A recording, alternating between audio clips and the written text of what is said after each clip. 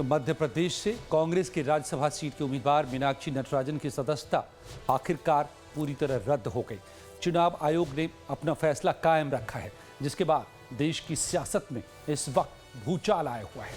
मध्य प्रदेश से लेकर दिल्ली और झारखंड तक राज्यसभा के पर्चों पर ऐसी सर्जिकल स्ट्राइक हुई है कि राज्यसभा चुनाव पर पावर पॉलिटिक्स चरम पर पहुंच चुका है। मध्य प्रदेश में राहुल गांधी के बेहद करीबी और कांग्रेस उम्मीदवार मीनाक्षी नटराजन का नामांकन पत्र चुनाव अधिकारी ने खारिज कर दिया था। कांग्रेस इसे सीट की चोरी और लोकतंत्र की हत्या बता रही है। दिल्ली में अभिषेक मनु सिंघवी, केसी वेणुगोपाल कल रात से आज दिन भर चुनाव आयोग के चक्कर काटते रहे, तो भोपाल के रोशनपुरा चौराहे पर कांग्रेस के दिग्गज नेता भूख हड़ताल पर बैठे रहे। कांग्रेस ने नटराजन का नामांकन रद्द किए जाने के खिलाफ निर्वाचन आयोग में शिकायत भी दर्ज कराई, जिसके लिए चुनाव आयोग ने कानूनी सलाह भी लिया, लेकिन मीनाक्षी नटराजन को राहत नहीं मिल पाई। चुनाव आयोग ने भी आपराधिक मामला छिपाने का आधार बनाया और फैसला कायम रखा, जिसके बाद अब कल यानी कि गुरुवार को कांग्रेस सुप्रीम कोर्ट में चुनाव आयोग के खिलाफ याचिका दाखिल करेगी। वहीं दूसरी तरफ बीजेपी ने खुलासे के अंदाज में इसे कांग्रेस की ही अपनी गुटबाजी का नतीजा करार दिया है। मीनाक्षी नटराजन का नामांकन खारिज होने से कांग्रेस में इस कदर आक्रोश भी दिखा है कि भोपाल में कांग्रेस कार्यकर्ताओं ने चुनाव आयोग के दफ्तर के बाहर आरएसएस की ड्रेस टांगकर अपना विरोध दर्ज कराया।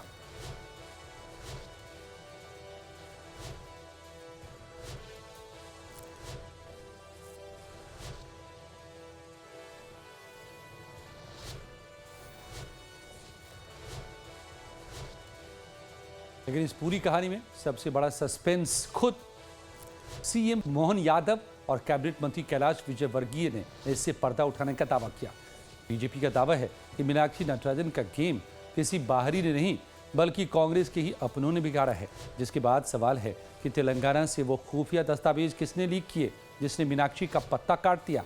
लेकिन मुद्दा सिर्फ मीनाक्षी नटराजन के नामांकन रद्द होने तक का नहीं है, बल्कि मध्य प्रदेश के झटके के बदले में कांग्रेस ने भी झारखंड में बीजेपी समर्थित परिमल नाथवानी का खेल बिगाड़ने के लिए पूरा जोर लगाया।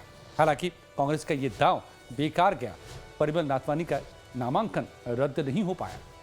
मीनाक्षी नटराजन का नामांकन रद्द होने के खिलाफ कांग्रेस की पूरी लीगल टीम सुप्रीम कोर्ट जाने की तैयारी में है। इससे पहले दिल्ली में चुनाव आयोग के सामने कल रात लंबी परेड हुई।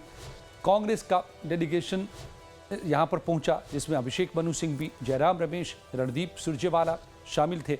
उन्होंने मुख्य चुनाव आयुक्त से मिलकर इस फैसले को पलटने की मांग की। इधर भोपाल में देखिए कि आज सुबह से ही पीसीसी चीफ जीतू पटवारी, नेता प्रतिपक्ष उमंग सिंघार और पूर्व मुख्यमंत्री दिग्विजय सिंह रोशनपुरा चौराहे पर सांकेतिक भूख हड़ताल पर बैठे। कांग्रेस का आरोप है कि रिटर्निंग ऑफिसर ने बीजेपी के दबाव में एक तरफा और पक्षपातपूर्ण आदेश पारित किया है। कांग्रेस नेता और सीनियर वकील अभिषेक मनु सिंघवी ने रिटर्निंग ऑफिसर के फैसले पर बड़े सवाल खड़े किए। क्रिमिनल केस ऐसा नहीं है जो कानून में एग्जिस्ट करता है, स्थित है, जिसका वो खुलासा कर सकती थी, कोई नहीं है। चुनाव आयोग का कानून है जिसमें ये खुलासा की उत्तरदायित्व है। उसमें लिखा है स्पष्ट कि आपको सिर्फ वो वाला खुलासा करना है जिसमें अपराध अगर प्रूव हो तो दंड 2 वर्ष से ज्यादा हो और जिसमें चार्जेस फ्रेम हो चुके हो।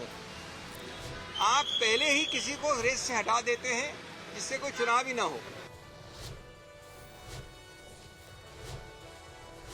तो कांग्रेस इसे लोकतंत्र की हत्या बता रही है और बीजेपी पर हमलावर है। वहीं मध्य प्रदेश के सीएम मोहन यादव और फायर ब्रांड नेता कैलाश विजयवर्गीय ने कांग्रेस की ही दुखती रग पर हाथ रख दिया। सीएम मोहन यादव ने साफ कहा कि कांग्रेस के ही कई बड़े नेता इस राज्यसभा सीट पर आंखें गड़ाए बैठे थे। जब उन्हें टिकट नहीं मिला तो उन्होंने भीतरघात कर दिया। मोहन यादव ने कांग्रेस को आईना दिखाते हुए याद दिलाया कि वो पार्टी अपना फॉर्म नहीं भर सकती, अपने विधायकों को एकजुट नहीं रख सकती, वो दूसरों पर क्या दोष मढ़ेगी। सुनिए मुख्यमंत्री का वो तीखा बयान जिसने कांग्रेस के खेमे में खलबली मचा दी। कांग्रेस के एमएलए गए ही नहीं थे, वो केवल नाटक कर रहे थे। कांग्रेस की पोल खुल गई, कांग्रेस के नेता आपस में लड़ रहे थे राज्यसभा की सीट पाने के लिए और इस षड्यंत्र का शिकार वो मीनाक्षी नटराजन को कर गए और मीनाक्षी नटराजन ने भी अपने आपराधिक रिकॉर्ड को छुपा करके मध्य प्रदेश की जनता का अपमान किया और कांग्रेस पार्टी को उनसे जवाब पूछना चाहिए। लेकिन ये सियासी खेल यही नहीं खत्म हुआ। कैबिनेट मंत्री कैलाश विजयवर्गीय ने तो सीधे उस राज्य का नाम भी लिया जहां कांग्रेस की सरकार है। विजयवर्गीय ने कहा कि मीनाक्षी नटराजन के खिलाफ जो तेलंगाना के कोर्ट के कागज थे वो बीजेपी के पास कहां से आए। सुनिए कैलाश विजयवर्गीय का ये सनसनीखेज दावा।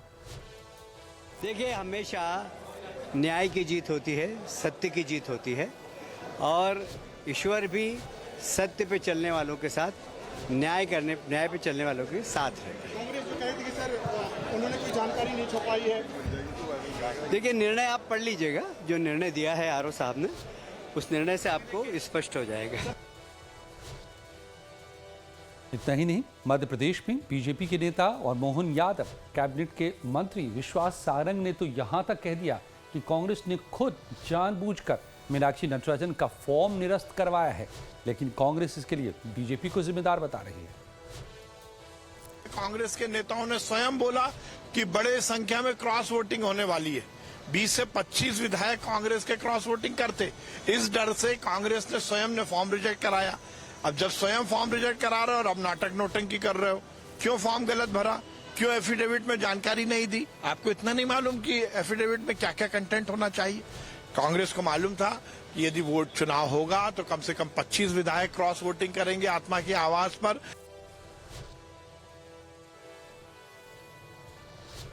तो इस सियासी बहस के बीच पूरे राज्य में, मध्य प्रदेश में कांग्रेस कार्यकर्ताओं का गुस्सा भी सड़क पर नजर आया।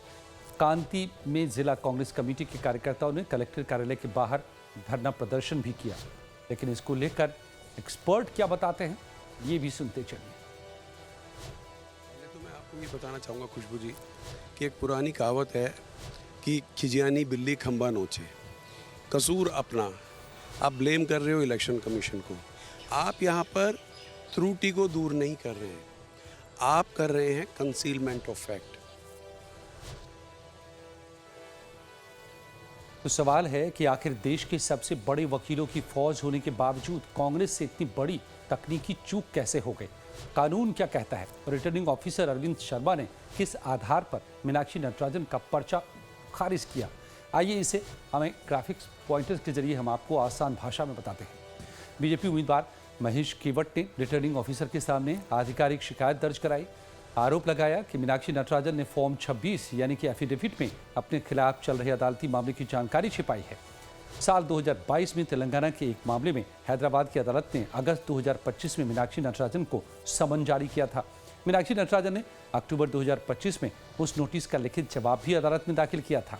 रिटर्निंग ऑफिसर ने अपने आदेश में कहा कि चूंकि नटराजन ने अक्टूबर 2025 में कोर्ट में जवाब दिया था, इसलिए उन्हें इस केस की पूरी जानकारी थी और जानकारी होने के बावजूद शपथ पत्र में इसे छिपाना लोक प्रतिनिधित्व अधिनियम यानी कि आरपी एक्ट की धारा 33A का ये सीधा उल्लंघन है।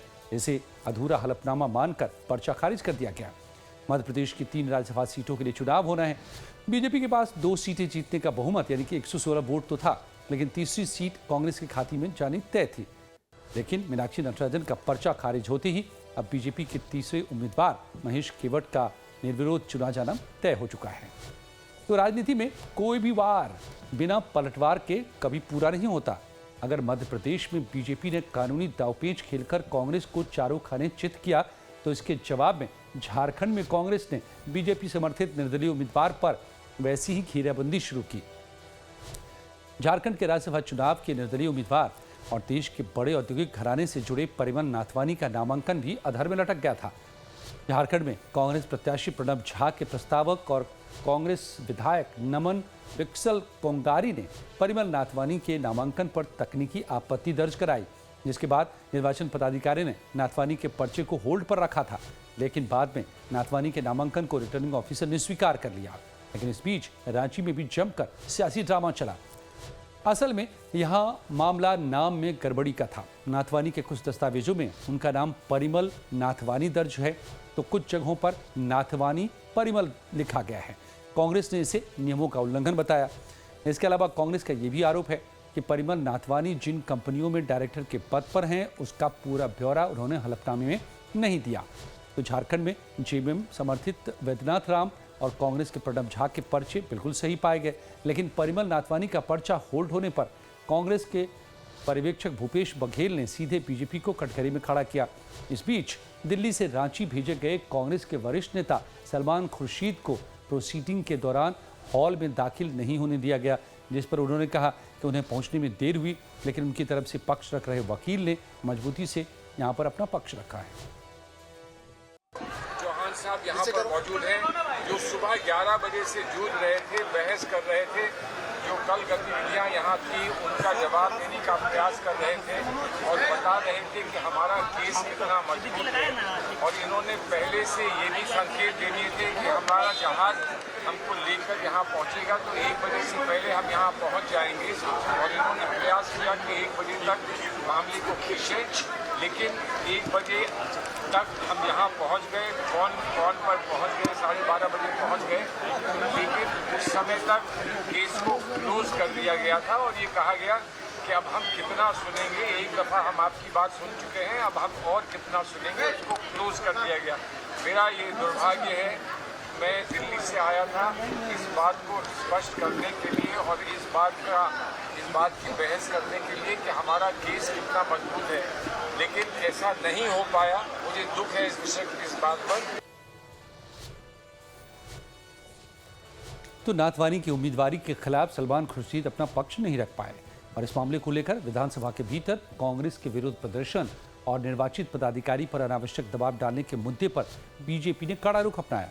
बीजेपी प्रदेश अध्यक्ष ने कहा कि राज्यसभा चुनाव में अपने उम्मीदवार के निश्चित हार को देखते हुए पार्टी ने संवैधानिक प्रक्रिया में बाधा डालना शुरू किया।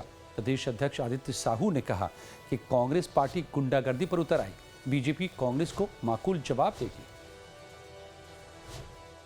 निष्पक्ष चुनाव कराने की जिम्मेवारी आरोप की होती है। आरोप की जिम्मेवारी है कि बिना दबाव में आए, जो सही है उसको सही करें, जो गलत है उसको गलत करने का काम करें। बहुत बहुत धन्यवाद। तब ये भी सुनिए कि इस मामले के कानूनी पहलू पर सीनियर एडवोकेट सुरेंद्र सिंह क्या बता रहे हैं।